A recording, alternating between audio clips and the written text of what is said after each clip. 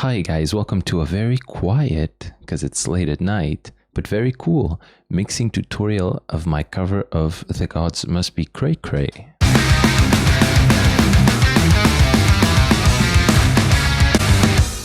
Lots of cool new shit in this one, but the first one is the Reaper version 6 theme. You were used to seeing this with adjusted colors, obviously, and now you got this. I hope this isn't too big of a change for you guys. I am still getting used to it, but I like that it's easier on the eyes at night, because that's when I do a lot of this work. So let's go ahead and start on my mix bus processing. All of the mix is going through Golfos as usual. So this boy is just making everything sound better and giving it a nice balance with thousands of little EQ points that move dynamically.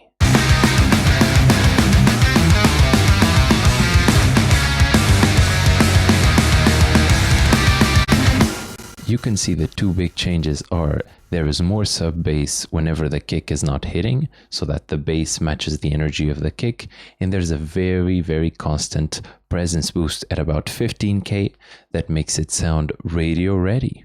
So far, Golfos has made every one of my mixes just 5% better by turning it on, so it was well worth the money. You should look this plugin up.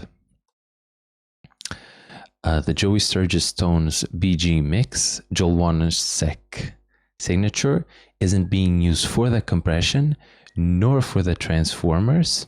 It's being used just for the no small time button. This is again one of those 2% things that just make the mix sound better. So I want you to listen to the stereo widening of the guitars and to the low end of the bass.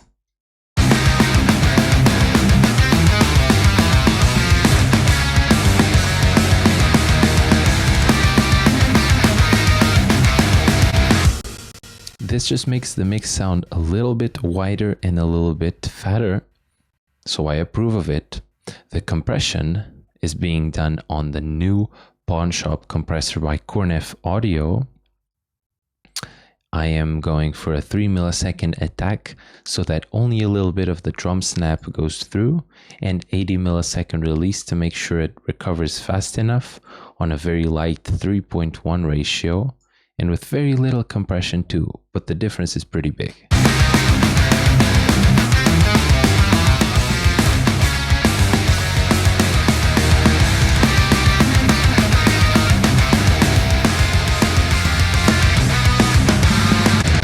What I hear is that the guitars suddenly match the energy of the drums because of the compression and the difference in loudness, and the mix also gets a little bit fatter because of all the stuff going under the hood that has saturation and all that.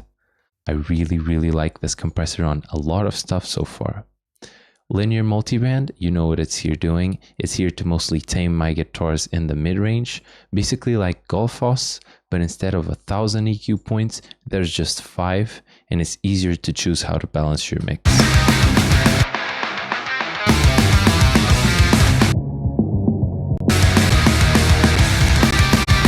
Basically at its default state, it grabs more of the guitars, which is what I want to be compressed.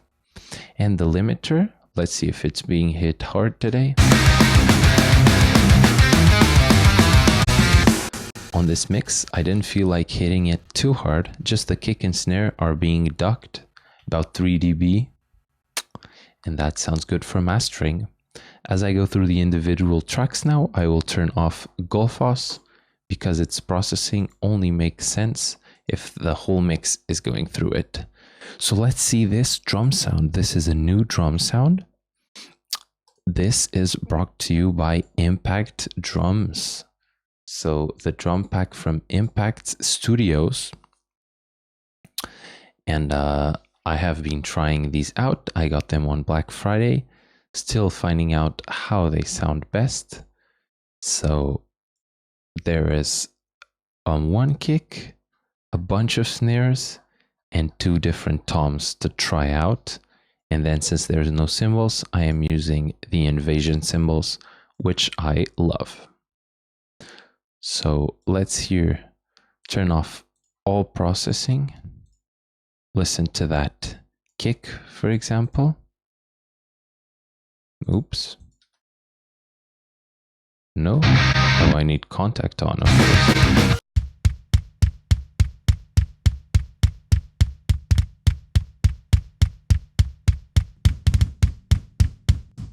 Kick room. Snare. Cool snare room.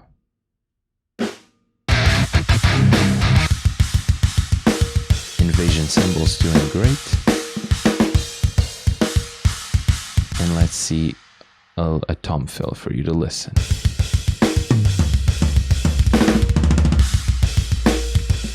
Very cool toms too. This just sounds like a very clean kit made for metal, and I feel like I actually went a bit overboard with processing it. But I'm still going to show you what I did, because I myself can still very much learn from it. So let's start at the beginning. El kick drum.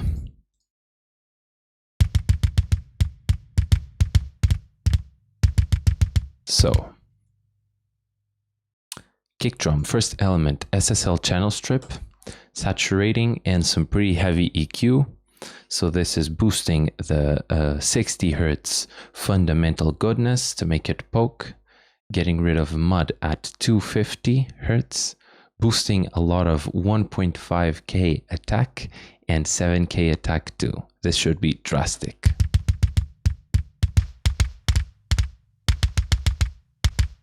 Maybe too drastic in retrospect, but I'm here to show you what I did. Cornef Pawn Shop compressor here on the rock kick preset. It gave you 30 millisecond attack and 72 millisecond release on a 4.1 ratio. 3 decibels of compression. Again, I think this is too hard, and then I slammed it with a 50% mix. Drumforge compressor. I was wise to only do 50% mix, because whatever low end was left on the one before is still retained here, but that compression makes sure that the attack is always at the forefront. And then, almost to recover all the low end I lost from that compression, I boosted the 50 Hertz to 100 Hertz region with Trans X. So this is boosting that region, but not statically on any cue, only when the kick hits for about 20 milliseconds.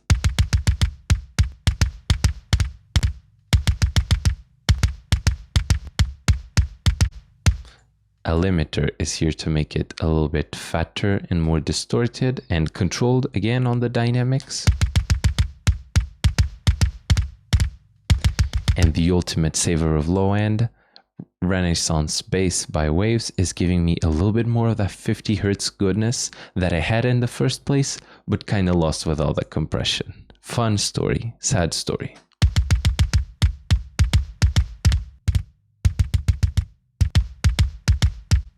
A pretty cool final result though.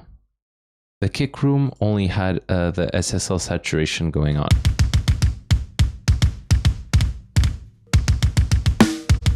Let's check out this snare.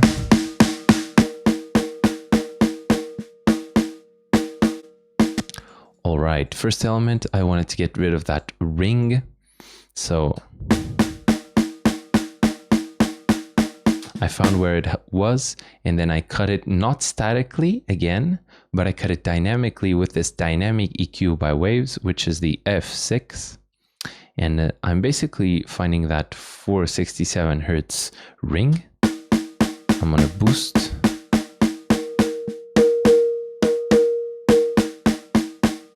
But I'm doing it compressor style, so that it's only being cut when it's really loud. And then during the attack of the snare, so for 20 milliseconds, it's still there. So that frequency doesn't disappear on the attack and make the attack phasey. It only gets stuck right after when it's ringing. So that's the strategy behind doing the cut like this.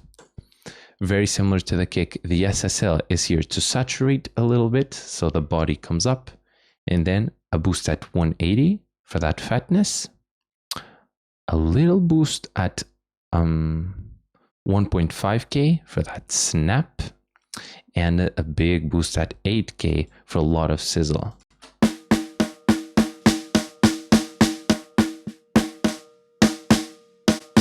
Very drastic, into probably some very drastic snappy snare compression on the Cornef compressor. 30 millisecond attack again, lets a lot of attack go through, and 30 millisecond release. Make sure it comes back fast so we can get the snare bottom to rattle.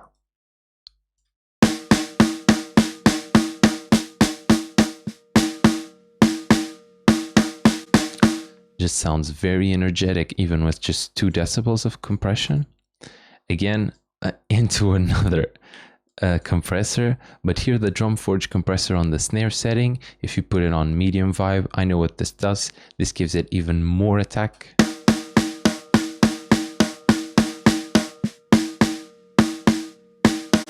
But it's pretty destroyed. So 0 dynamics, all about that tough life. And then the same strategy, that's trans X, to get some body back on the transient. On the snare, it's going to be between 80 and 200 instead of the 50 on the kick. And then we clip it. We clip it so that we can get rid of some of the very harsh transient and bring the body up. You can see that top being cut, but we still get to boost 3 dB of body and decay. Snare room, which is very important. It makes the snare come alive. Same killing of the ring. Into the SSL, cutting some annoying frequencies. So 6K was very rattly.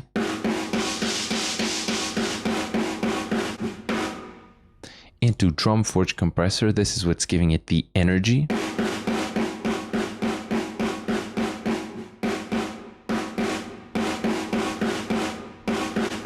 On the room setting, limiter to make sure it doesn't go past the volume of the attack of the original direct snare,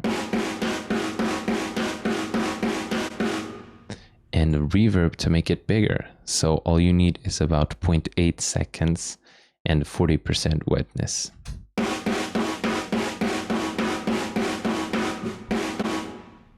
Very cool. The toms get very simple treatment. Let's find the tom. All I thought the toms needed was EQ to get rid of low mid humps. That card boxy shit. Card boxy. And then a lot of snap at 8K. Drum forge compressor. This makes sure the attack is shaped correctly and the dynamics are consistent, and so does the clipping. We get rid of just the tiniest bit of attack in favor of the tiniest bit of body. And then the room, all it does is it gets limited. Ooh. Once again, so that it doesn't go over the attack of the tom. Tom 2, similar stuff, but the mid-range cut is shifted down a little bit because the tom tuning is different.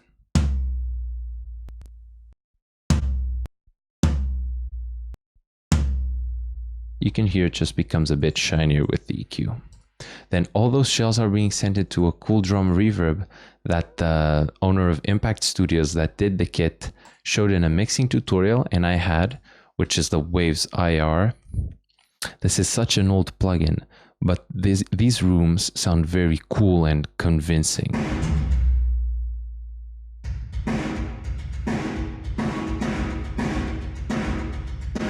If you have a Waves pack, check if you have this plugin. These reverbs sound pretty good, and even on kick drum, to make the kick drum wide. I experimented with that. Cymbals. So this is the overhead on the Invasion. Let's see what's going on. Getting rid of low end beneath 100. It's all cymbal rumble.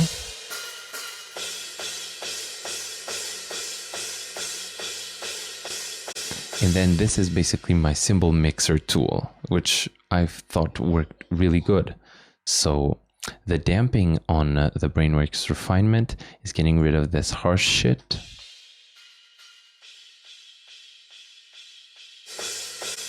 Presence is boosting the nice, very, very high shit.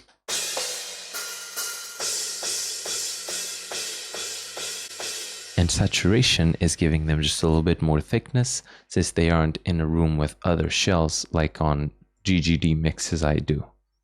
Very, very cool tool, and it shapes the cymbals immediately. Cutting harshness, so 1.8K guitar region anyways. 4K, always kind of bad. And a whistle at 3.4.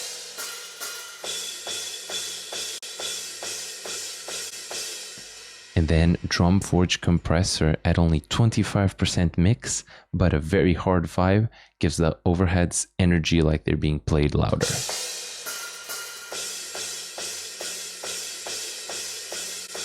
Especially if you slam them like this. The cymbal room has the same processing, but since it's a cymbal room, it just sounds roomier. Sorry. Altogether,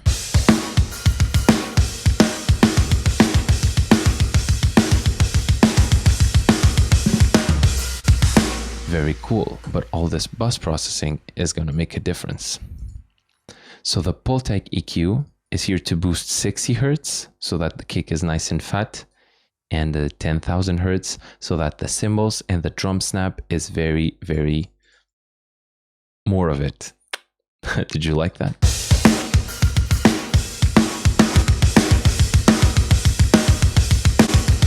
Really cool drum EQ. Look for a Pultec EQ on your arsenal. There's a bunch of free ones. Try this on your drum bus. A tape emulation by Softtube.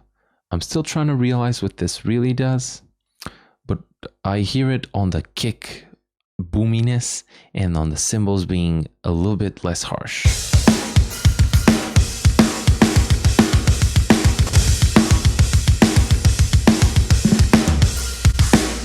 Very subtle shit where I just need to learn how to listen to this, because so far I'm just trying to mimic what other people do with this tape thing, but I think I like what I hear so far. I hope I'll be able to explain it to you better soon. Golfos is here on the mostly for the tame function, because it brings back some cool mid-range on the drums if you look here.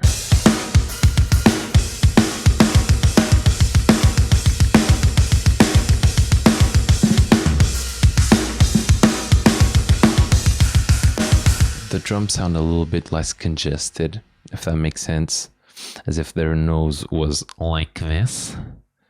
And then I'm not using the cymbal boost that it's gonna always do, because it's Golfos and this is characteristic of it. This basic compressor.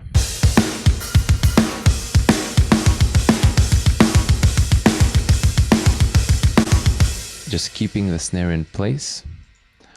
A last minute EQ to get rid of some boominess, and not really boominess, but like boxiness and all of the drum sound at about 300.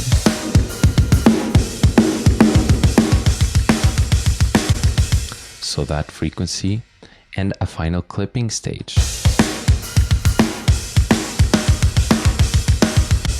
So that any stupid loud snare hits don't poke out.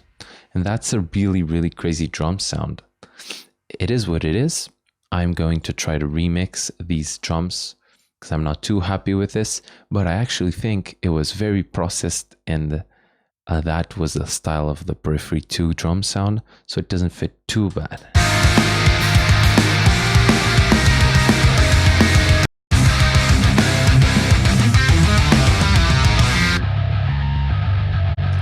Moving on to bass, very simple setup. Trying to use this pawn shop compressor by Cornef Audio the most I can. So this is now being used to level my bass sound.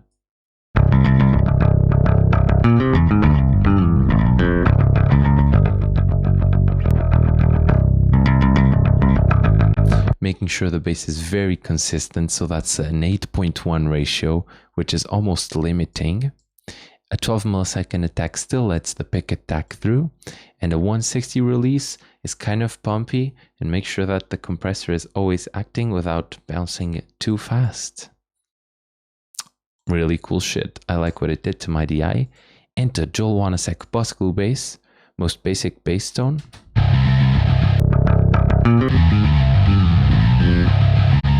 You compress your low end as hard as you can, compress your top end as hard as you can, and I use distortion A.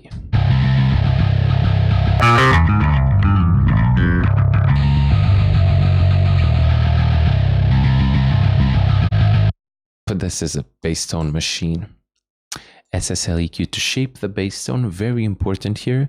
So the little boost at 100 is just for fatness, but the cut at 500 together with a boost at 2K makes the mid-range shift completely. So listen to that.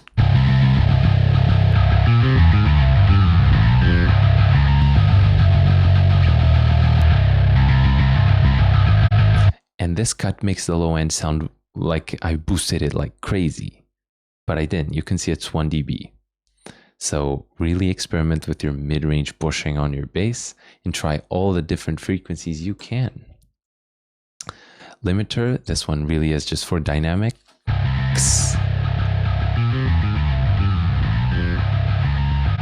If a note is too loud, this keeps it in check. And the final high pass filter, so anything beneath 50 Hertz gets cut down because that's the kick region.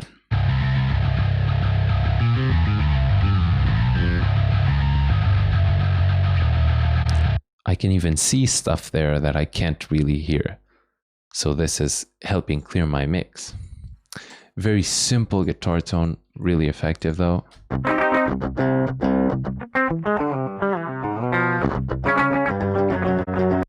That is the STL Tonality Will Putney plugin on Amp2 preset. That is literally it. I changed the EQ to boost a little bit of 12,000, and that is it.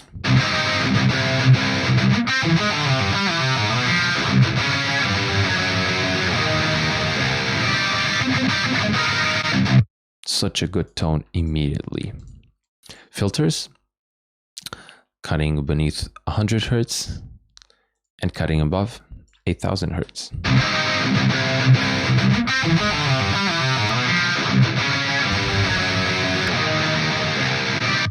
Not too noticeable, but that's because those frequencies are trash anyways, for a guitar at least. Reinforcing the low end cut with a 70 Hertz one and the Reaper EQ, and a little notch at 5.6K, that's very harsh on the cabinet.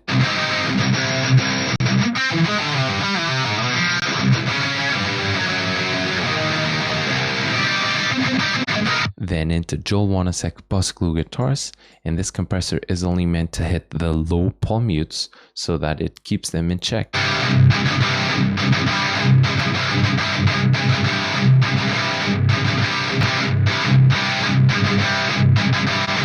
You can see when I turn the compressor, they actually sound louder, but they're not boomy low end.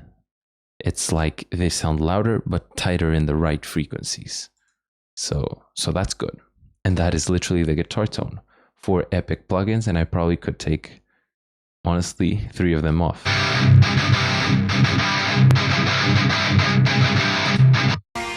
Very cool. This lead.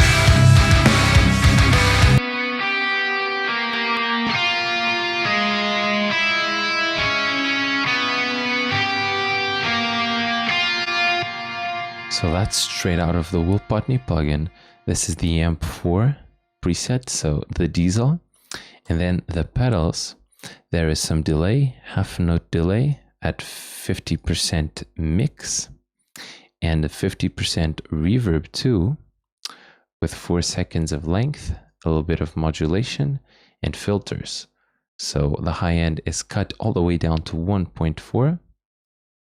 and the high pass is turned up to 100 Hertz. Delay should have pretty similar settings, just a little bit more loose of a filter.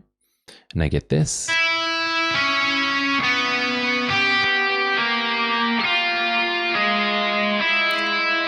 This is where the junk gets cut off in the low end, beneath 200 and the high end above 4.5 with an aggressive scoop. Steep slope. I mean, English is hard.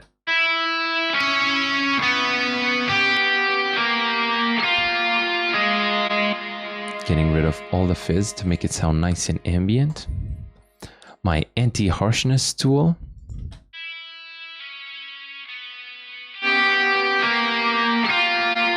Brainworks refinement, literally harshness control. That's what it does, and it does it well. Limiter for dynamic consistency, because the reverb and delay sometimes get a little bit louder.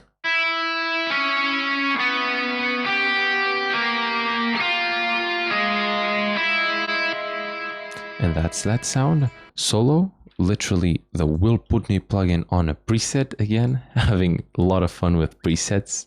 Didn't used to be a preset guy, but this thing. This is the nice solo preset, because it really is a nice solo. I changed nothing.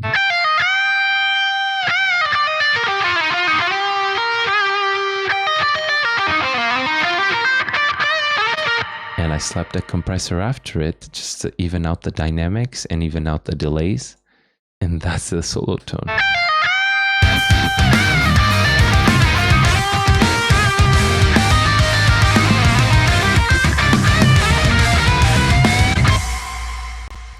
Incredible. The piano sound, my lovely addictive keys that came for free with the Focusrite interface. This is the way it opens up, Studio Grand Piano.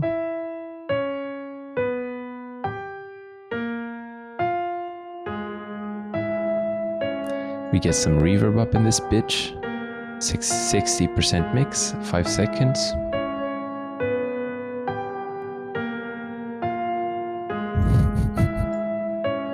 If the pawn shop compressor has a piano setting, we will try the piano setting. Slow enough attack for the keys to poke through, but a slower release to make sure that the decay on the notes is brought up in the correct rhythm, which is cool.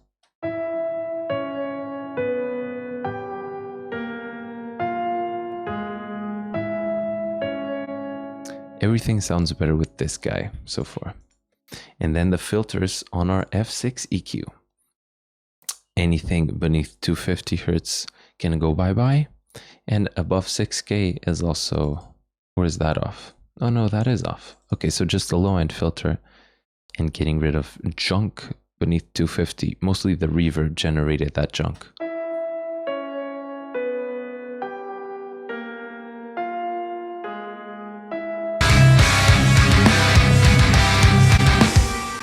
And the final chorus, I added a choir.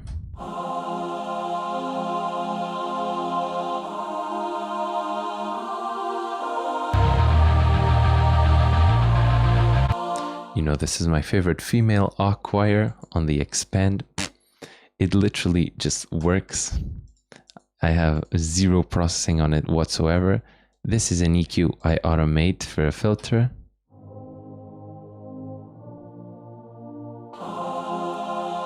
So there's no EQ on it whatsoever. There's just this limiter for consistency. MV2 by Waves, think of the L1, but instead of bringing down the loud stuff, it also brings up the quiet stuff. So it's just a limiter with a different sound that's even more blocky and zero dynamics like, but I'm using it lightly.